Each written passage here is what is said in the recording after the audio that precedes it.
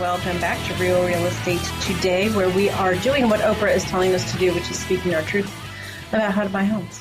Yes, we are. How that all comes together. Okay, so about, I don't know how many years ago, I was going to look this up, probably 5 or 6 years ago, we created this home buyer class.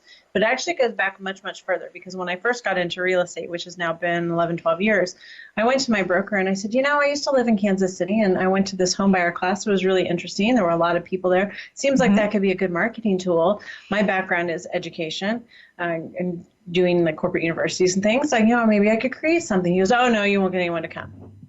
Well, I was dumb and naive, and I was like, okay, and so I never did it. And then flash forward to, a few years and after, and I was at a different brokerage that just didn't really care what I did, Right. You just did stuff, which was great. And I thought, I'm going to do it. I'm just going to try it. I'm going to see what happens. And it was a great thing. I felt like we did the classes here at the office, and we would go out into the community. And Karen, that's one of the ways that you and I kind of met, because you were helping me. We'd go to the hospital, and they would put on these seminars as a benefit to their employees, and Ivy Tech and Young Alumni Association, and all kinds of groups like that. So that was really, really cool. And we did that for several years. It was a great marketing tool. It was just a great thing for the community.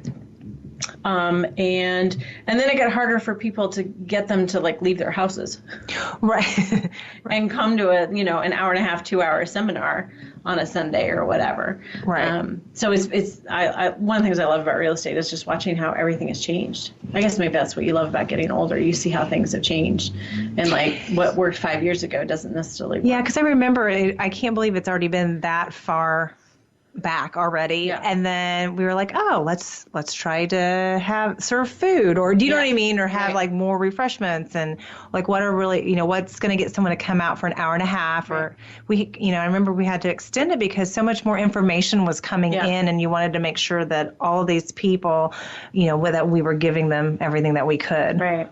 So we've been looking for some ways sort of electronically to do the home buyer seminars, since people don't want to leave their homes anymore. And I don't mean like that, but people want, I think lives have gotten so busy, and I don't know what Oprah would say about this, but we need things on demand, because my schedule isn't going to match with your schedule, isn't going to match with somebody else's schedule. So on demand is the better way to go. So that's what we're putting together this show. We're going to do the actual information that's in the home buyer seminar, and then we'll have it on demand. So I'm kind of excited about that. So that's the plan. We're going to try and kind of break it up, and maybe even be able to put out some 10-minute sections, and kind of break up the segments and have those so you can just listen to 10 or 15 minutes at a time. Yeah, absolutely, at your own pace type of listening. Right. So that's the goal. Hopefully we accomplish it. But if you have questions, or, something comes up and you want to know a little bit more, just check us out on Facebook, and you can message us questions there or post questions there. So real simple, because we're just trying to kind of boil it down and give you the basic information. What we're going to go over in the next 3 weeks, so this episode and the next 2 after that, are the 5 main steps. That's basically what it is.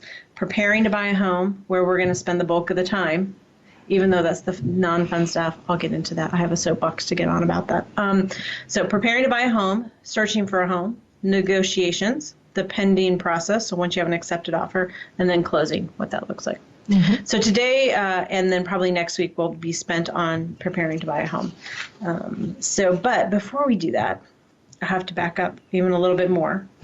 You remember this because you sat through this class 100 times. So if you start to fall asleep, I may have to poke you or something. But I used to do this class, and then I thought, I really need to have a little precursor, which is, how do you even know you're ready to buy a home? Because we used to just jump right into it and assume that everybody sitting in the class was ready to buy a home. Otherwise, they wouldn't be there, right? Exactly. And then I kind of went, well, wait a minute, there's a little bit more to that.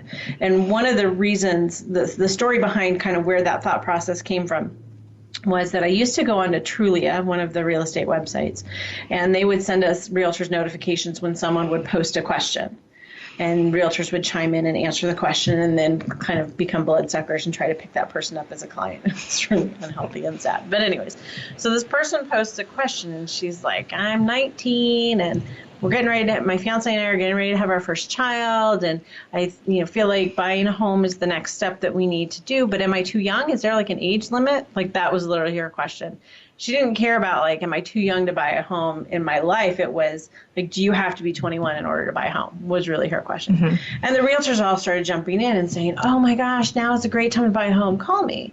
And I remember like rates are low. Yeah. And they were like 3%. Crazy low, right? And I wish I had started earlier and on and on and on and on. Mm-hmm. And I thought my head was going to explode because I'm looking at some of these realtors because they were local people, were like people I knew. And I'm like, oh my God, you know better. You know better.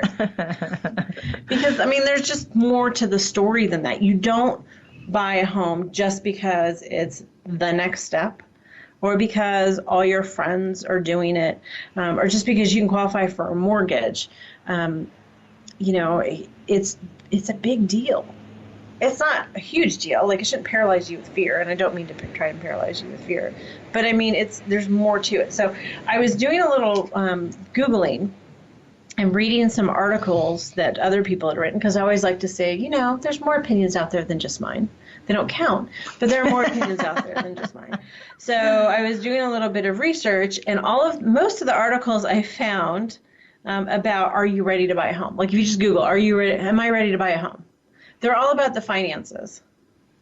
Just having all your finances in order, like and down payment. 20% down payment, and you can afford that, and you don't have the PMI, and that kind of thing. And it's like, okay, but there's more to it than that too.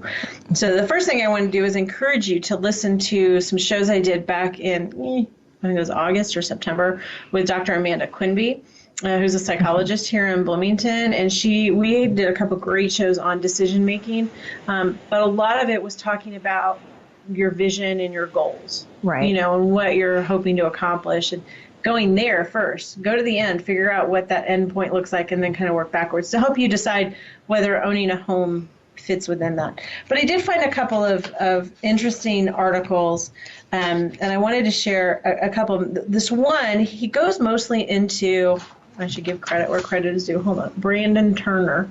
How do you know when you're ready to buy a home? This is on Money Under 30 website.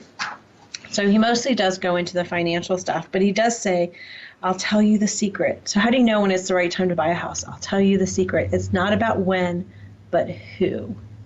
Who are you? What is your position in life? These are the questions that will determine when you should venture into home ownership. It's not about an age you need to reach first. It's about a person you need to become before buying a home. This is deep, right? It's very deep. Almost like Oprah wrote it. Although I bought my first home at 21, others might wait until 41, which is totally true. I've had first-time home buyers that were in their 40s for sure. Others may rent for life, and that's fine. There's nothing wrong with renting. So it's kind of interesting that he was writing the story from the perspective of he bought his first home, and then his sister, who's a year older than him, was like, crap. And so she went and bought a house, and it kind of turned into a disaster. Like, it just wasn't her thing. Right. And she ended up eventually selling it and just going back to renting, and everybody's happy. So it is definitely like a don't keep up with the Joneses. But some of the things you want to think about, obviously, is your financial house in order? What's your debt situation? Do you have some sort of down payment, or what does that look like? Can you afford the payment?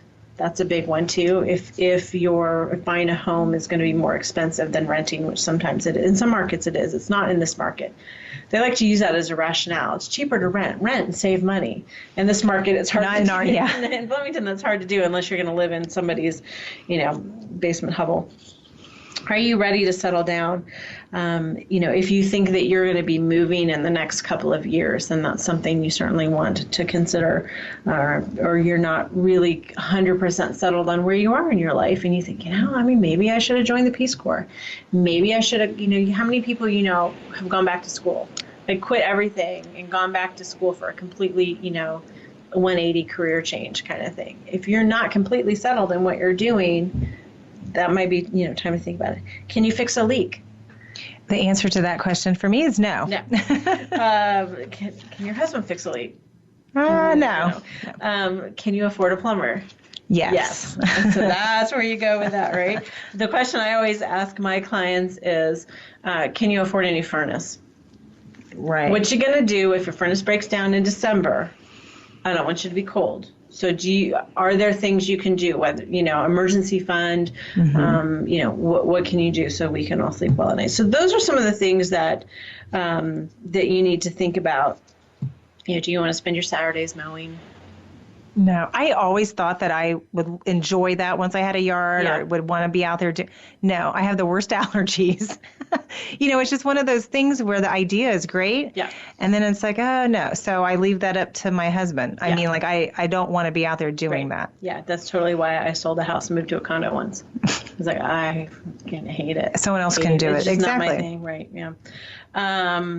All right. So that are some things that you need to think about before you get started. So have those conversations. Did you ever respond to the girl on Trulia?